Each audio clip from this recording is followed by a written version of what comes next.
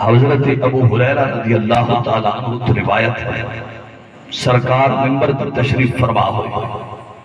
کہ صحابہ کرام نے عرض کی تھا متا وجبت لکن نبوت، سنا تو آپ کو مقام نبوت کدا ملے، آپ کو رب کریم تاج نبوت دنال کدا سرفراز فرمایا۔ اعلان نبوت دا تساکو پتا ہے، اعلان نبوت 40 سال بعد ہے، لیکن یہ معلوم نہیں کہ تاج نبوت رب کدا سر دے اتے سجایا آپ نے۔ تو سرکار نے فرمایا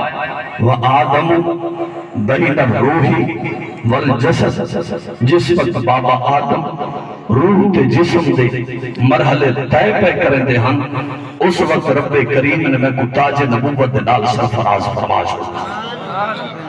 اور صحابہ کرام بھی موجود ہیں پہ، سرکار بھی فرمیندے پہ، اپنی شان نبوت دسیندے پہ، اپنا مقام نبوت دسیندے پہ، اور وہ وقت پہ دسیندے جدہ سرکار کو ایک تاج نبوت نال سرفراز کیتا گیا۔